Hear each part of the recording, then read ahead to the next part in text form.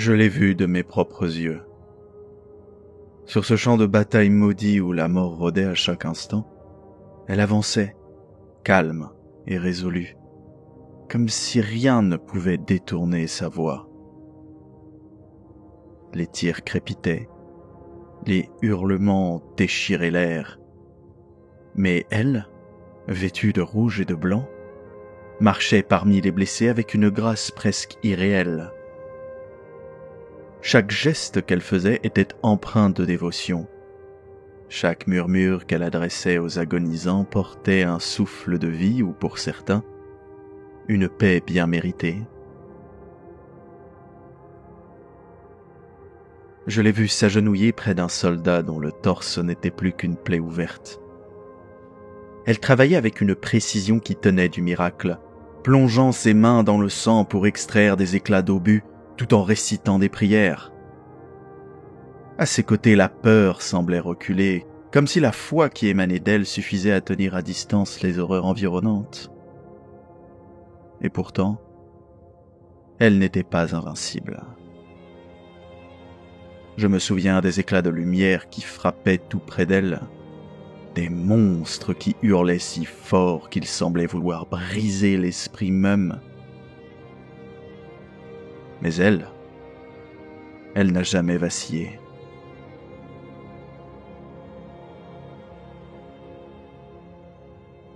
Ces femmes, ces sœurs des ordres hospitaliers, je ne savais pas qu'elles existaient avant ce jour-là.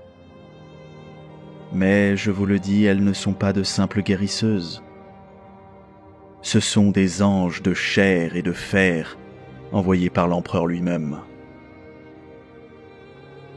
J'ai appris que seules les novices les plus compatissantes et habiles rejoignent leur rang. Quand elles arrivent sur un théâtre de guerre, même les hommes les plus endurcis s'inclinent devant elles. Ce n'est pas simplement parce qu'elles sauvent des vies, mais parce qu'elles ravivent quelque chose qu'on croyait perdu. Cette chose, c'est simple, c'est l'espoir. Elles chantaient en soignant. Pas un chant de douceur, non. C'était un hymne de haine, une prière enflammée contre les ennemis de l'humanité. Alors qu'elle recousait les chairs ou amputait un membre déchiré, ses paroles semblaient repousser les ténèbres de la bataille. Ceux qu'elle sauvait la regardaient comme une sainte, et même ceux qui mouraient entre ses mains partaient avec la paix dans les yeux. Je me souviens de son arme.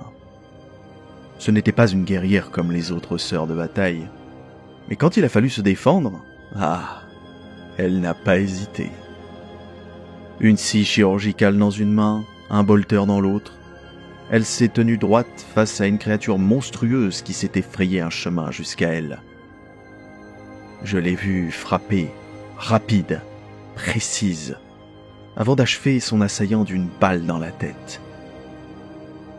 Ce n'était pas de la colère, c'était de la justice, une condamnation au nom de l'empereur.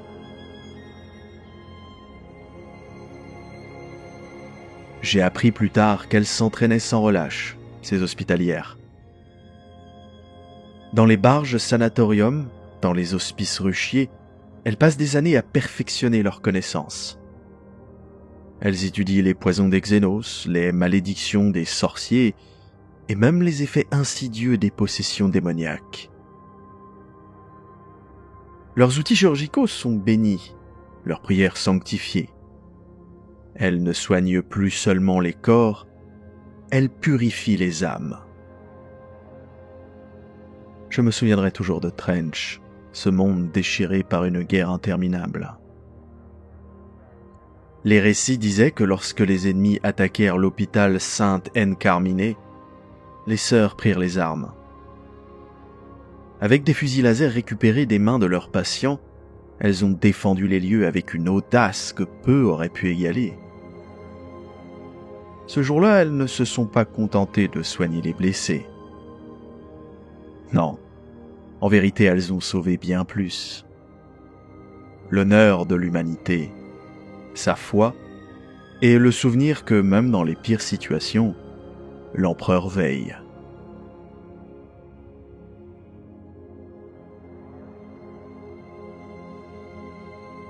Je ne connais pas son nom, à cette hospitalière que j'ai aperçue. Cela dit, elle n'a pas eu besoin de se présenter. Mais je peux vous dire une chose. Si aujourd'hui je suis en vie, c'est grâce à elle. Grâce à sa foi, grâce à son courage, à cette flamme qu'elle portait en elle et qui a éclairé notre nuit la plus sombre.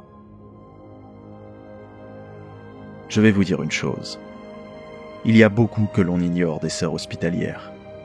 Ce qu'on voit, ce sont leurs mains qui soignent, leur calme au milieu des hurlements et leur foi intarissable. Mais j'ai appris par mes propres yeux et par ce que certains d'autres m'ont confié, qu'elles portent des secrets que peu soupçonnent.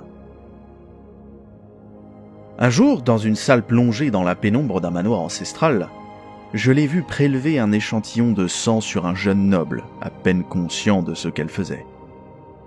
Elle n'a rien expliqué. Pas un mot. Mais dans ce geste méthodique, dans le regard qu'elle posait sur lui, j'ai compris qu'il s'agissait de bien plus que de simples soins.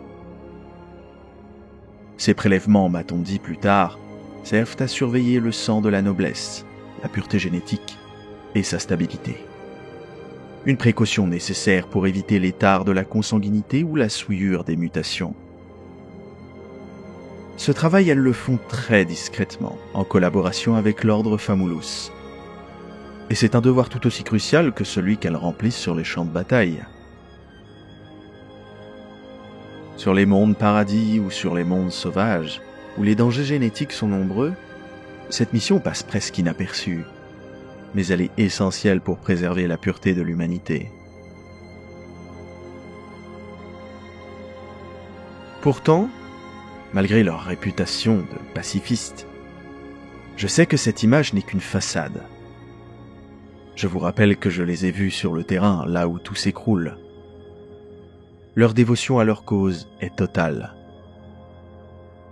Elles connaissent la mission des ordres militants mieux que personne.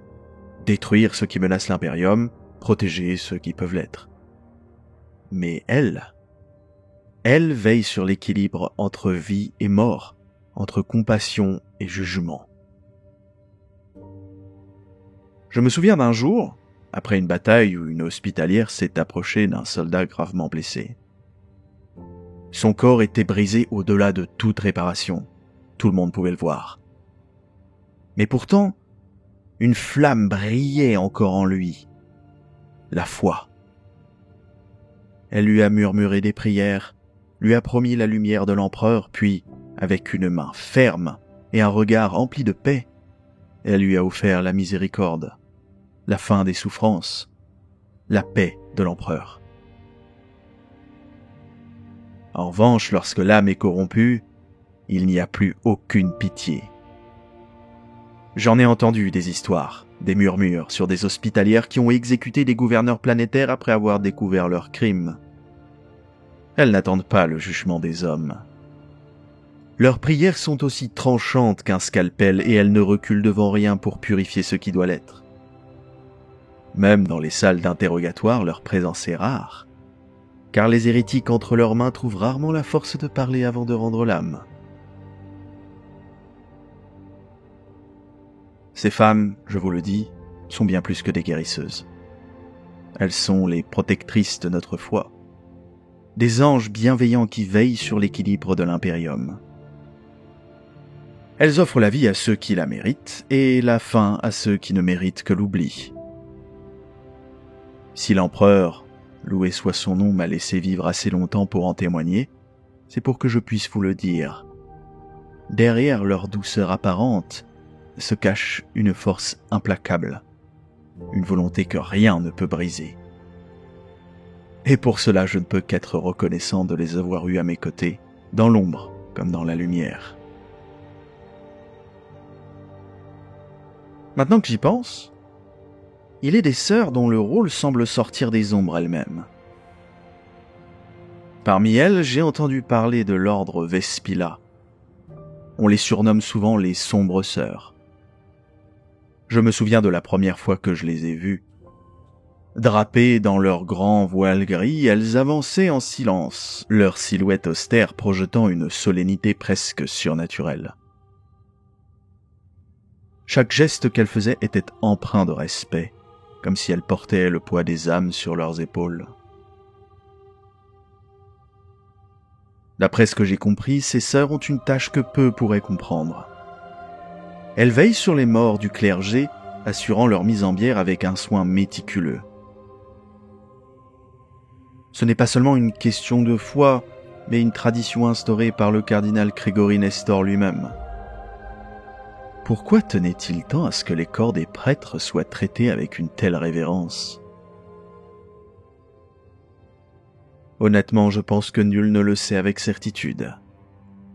Certains murmures prétendent qu'il était le gardien d'une prophétie oubliée liée à un saint mort depuis des siècles. Si cette rumeur est vraie, alors peut-être que l'ordre Vespilla joue un rôle bien plus grand que nous ne l'imaginons. Je n'ai jamais osé leur poser la moindre question. Leur présence inspire une forme de crainte respectueuse, un sentiment que je n'avais jamais ressenti auparavant. On raconte que lorsqu'un inquisiteur doit affronter des mystères liés aux morts ou au cimetière, il se tourne souvent vers ces sœurs-là. Elles sont les gardiennes des secrets les plus sombres, celles qui savent où reposent les fidèles de l'ecclésiarchie et ce que renferme leur tombeau. Je me souviens d'un jour où une inquisition locale les avait appelées pour une affaire des plus troublantes, des cadavres volés dans les cryptes d'un monde sanctuaire. Paraît-il qu'en se mettant à l'œuvre et en fouillant les lieux avec une précision macabre, elles n'ont craint ni les ténèbres, ni le murmure des morts, comme si leur foi les rendait imperméables à la peur. Les sœurs de l'ordre Vespilla ne sont pas des guerrières comme celles des ordres militants ni comme des hospitalières. Mais ne vous y trompez pas, elles portent la même flamme dans leur cœur. Quand elles s'avancent parmi les morts, elles ne sont pas seules. Leur foi éclaire même les lieux les plus sombres, et leur présence impose un respect absolu même à ceux qui voudraient troubler le repos des défunts. Je les revois encore, quittant les lieux une fois leur tâche accomplie, leur voile flottant doucement dans l'air stagnant. À chaque pas, elles semblaient emporter avec elles un fragment des ombres environnantes. Ces femmes ne se battent pas avec des armes ou des prières de guerre, mais leur dévouement est une arme en soi. Si les morts eux-mêmes pouvaient parler, je suis sûr qu'ils loueraient les sombres sœurs pour la paix qu'elles leur offrent dans cette vie ou dans la suivante.